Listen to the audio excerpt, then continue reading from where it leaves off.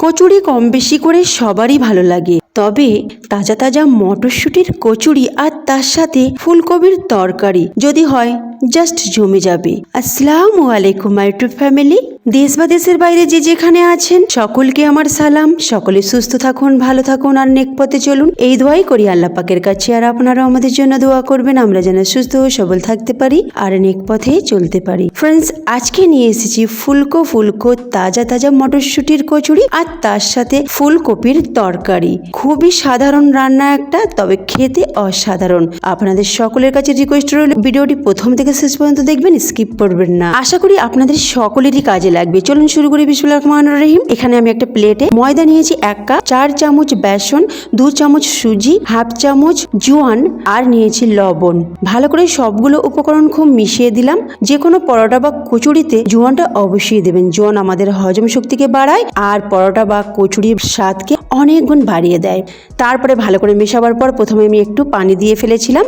পানি দেবার আগে প্রথমে তেল দিয়ে দেবেন। তেলটাকে খুব ভালো করে মিশিয়ে নেবেন। তেল আমি দিয়েছি 1 টেবিল চামচ। ভালো করে মেশাবার পর তারপরে আমি একটু একটু করে পানি দিয়ে ডো বানিয়ে নিচ্ছি। ডোটা খুব বেশি নরমও হবে না আর খুব বেশি শক্তও হবে না।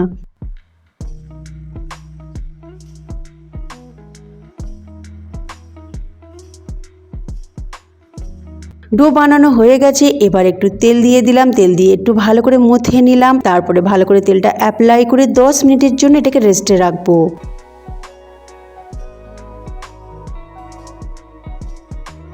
এদিকে একটা ফ্রাই প্যান বসিয়েছি। ফ্রাই প্যানটা গরম হতেই 2 চামচ তেল দিলাম, সাদা তেল। তেলটা গরম হতেই দিয়ে দিলাম আলু। 3টি মাঝারি সাইজের আলু দিয়েছি। তারপরে আলুটাকে একটু নাড়াচাড়া করার পর একটা ফুলকপির অর্ধেক নিয়েছিলাম, যেটাকে ছোট ছোট করে কাটিং করে নিয়েছি। দেখতেই পাচ্ছেন কেমন করেছি। তারপরে আলু আর ফুলকপিকে তেলের সাথে খুব ভালো করে ভেজে নিচ্ছি।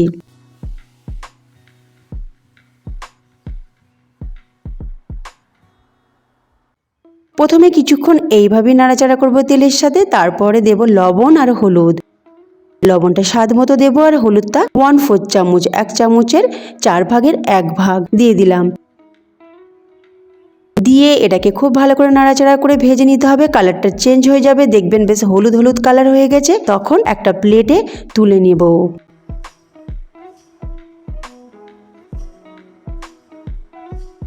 আমার হয়ে গেছে। এবার ওই পাত্রেই আমি আরেকটু তেল দেবো। তেল দিলাম 1 টেবিল চামচ। তেলটা সাদা তেল। 3টে শুকনো লঙ্কা, হাফ চামচ গোটা জিরে।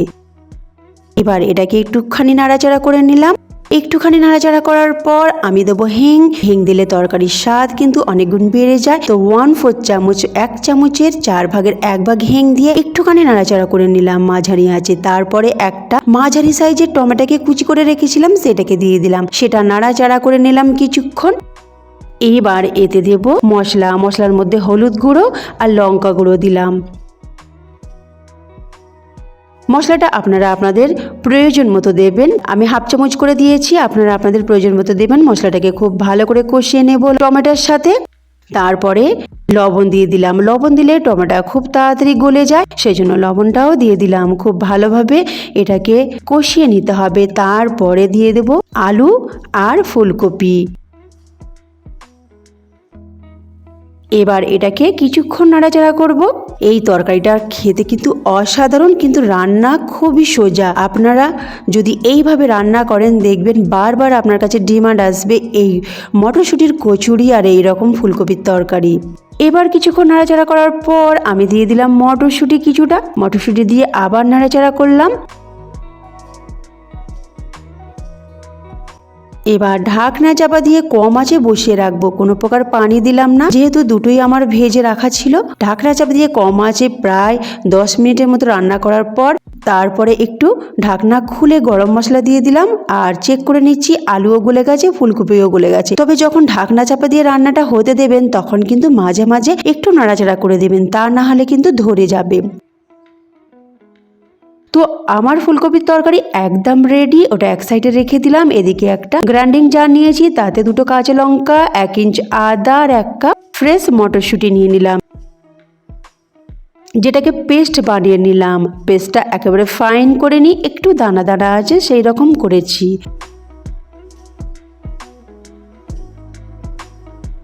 এবার একটা প্যান বসিয়ে দিলাম, প্যানে কিছুটা সাদা তেল দিয়ে দিলাম, তেলটাকে একটু ভালো করে গরম করে নিলাম। তারপরে দিয়ে দেব 1/4 চামচ জিরে, তারপরে হিং দিয়ে দিলাম 1/4 চামচ। এবার একটুখানি নাড়াচাড়া করে নিলাম।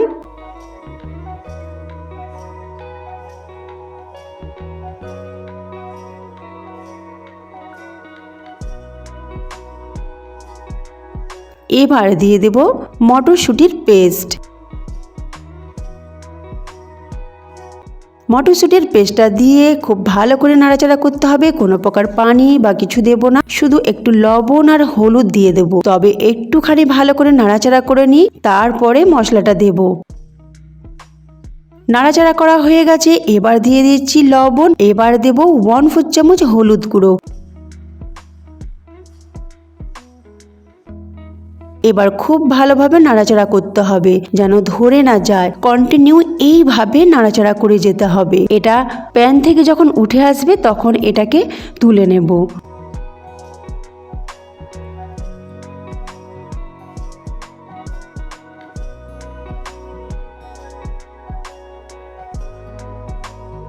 বেশ ভালো মতো হয়ে গেছে, প্যানের গা ছেড়ে দিচ্ছে। এবার এটাকে একটু নাড়াচাড়া করে নিয়ে আমি তুলে নেব। বাজার থেকে কচুরি না খেয়ে বাড়িতেই এইভাবে বানিয়ে ফেলুন। এখন তাজা তাজা মটরশুঁটি আর তাজা তাজা ফুলকপি পাওয়া যাচ্ছে, তাহলে বাড়িতেই বানিয়ে এর স্বাদ উপভোগ করুন। দেখবেন বাইরে আর খেতে ইচ্ছাই করবে না, মনে হবে যেন বাড়িতেই খাই।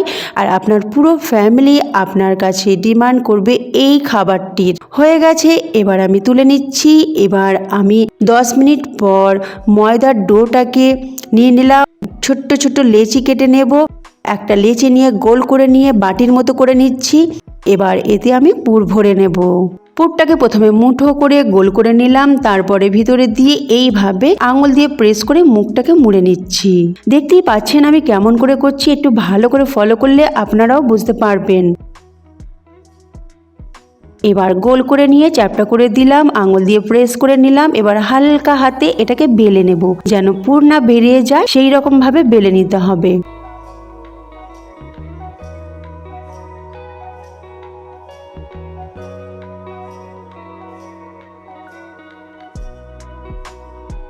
বেলে নিয়েছি, দেখুন খুব মোটাও রাখিনি আর খুব বেশি পাতলাও করিনি। এবার আগে থেকে তেল গরম করতে দিয়েছিলাম, তেলটা ভালো মতো গরম হয়ে গেছে। এবার আমি দিয়ে দিলাম আর মাঝারি আঁচে এটাকে ভেজে নেব। জোর আঁচে করলে কিন্তু খুব তাড়াতাড়ি কালার এসে যাবে আর পুড়ে যাবারও সম্ভাবনা রয়েছে। তো মাঝারি আঁচে এটাকে ভাজবো। এটা মাঝারি আঁচে ভাজলে খাস্তাও হবে আর বেশ ভালো মতো তৈরিও হবে। তো একটা ভাজতে ভাজতে আর একটা দিয়ে দিলাম। এটা ভাজা হয়ে গেছে, এবার তুলে নিলাম।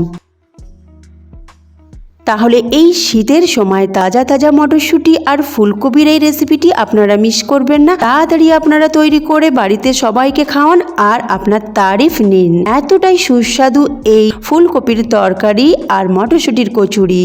আর দেখুন একেবারে ফুলকো ফুলকো খাস্তা কচুরি তৈরি হয়ে গেছে। আমার ফ্যামিলির সবাই কিন্তু তারিফ করেছে, আমার বাচ্চারাও তারিফ করেছে, তো আপনাদেরও নিশ্চয়ই তারিফ করবে। তো ফ্রেন্ডস, এই রকম মজাদার রেসিপি যদি আপনারা পেতে চান, উপরে আই বাটনে ক্লিক করে চেক করে নিতে পারেন বা অ্যান্ড স্ক্রিনেও আপনারা চেক করে নিতে পারেন, সেখানে দারুণ দারুণ মজাদার রেসিপি দেওয়া থাকবে। তো ফ্রেন্ডস, আজকের রেসিপি যদি আপনাদের ভালো লাগে অবশ্যই লাইক শেয়ার কমেন্ট করবেন, তার সাথে সাবস্ক্রাইব করে পাশে থাকবেন। আল্লাহ হাফিজ।